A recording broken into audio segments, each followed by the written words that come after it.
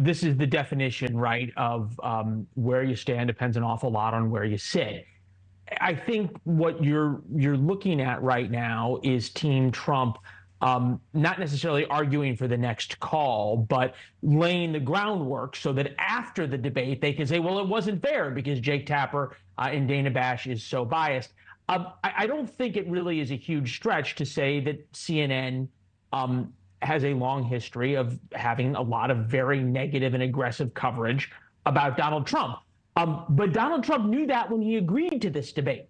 And Jake Tapper and Dana Bash were the moderators when he agreed. And I'm confused as to why that question wasn't put back to Team Trump. Well, if you think this is so unfair, why are you showing up in the first place? That would be issue number one. But issue number two is that Donald Trump is a master at manipulating the media. And what he has done here is make Jake Tapper and Dana Bash the issue and put all of the focus and spotlight on him. We're doing this segment, which is exactly what Team Trump right now wants the conversation to be about. How about this idea of drug testing before the debate? Now Trump is saying, I think Biden should drug test before the debate, and I'll do it too. Where does this go, and does it matter? It goes absolutely nowhere, except that we're talking about it. So the two things that Trump wants people talking about and in their heads is, one, he's not going to get a fair shake in the debate, and that the moderators are out to get him and going to give Biden a pass. And he wants people thinking about Joe Biden's cognitive abilities, big picture.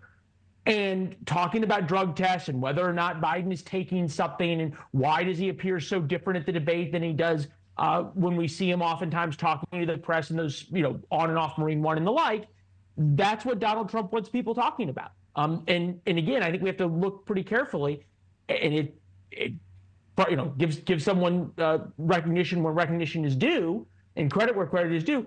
Donald Trump has been a master for a very long time at getting the media to talk about what he wants them to be talking about, which may or may not be negative towards him, but it certainly drives the conversation. And ahead of the debate, that's what he wants people's focused on. Yeah, he is an expert at controlling that narrative.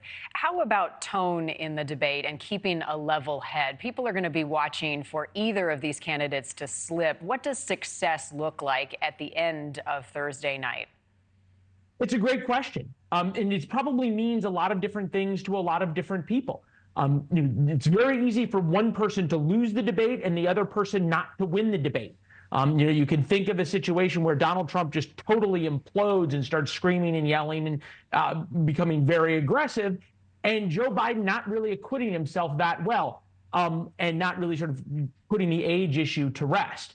So each man has his own challenges and his own weaknesses, and potentially his own strengths and high ground.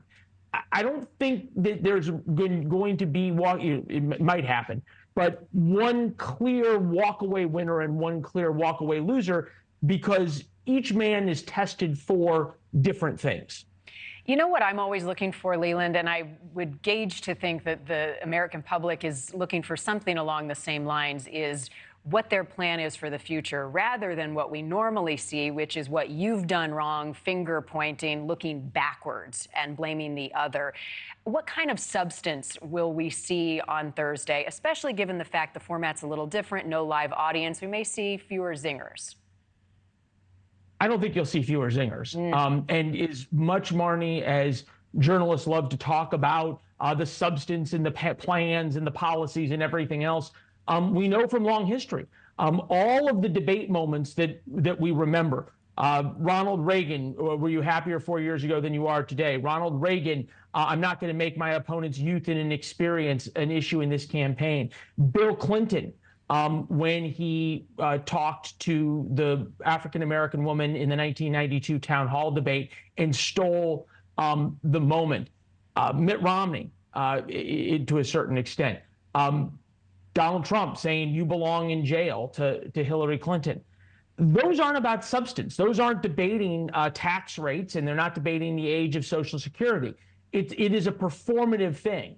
And that's what people respond to, and that's what people remember. Thank you for watching. Go to newsnationnow.com to find NewsNation on your television provider. And don't forget to click the red subscribe button below to get more of NewsNation's fact-driven, unbiased coverage.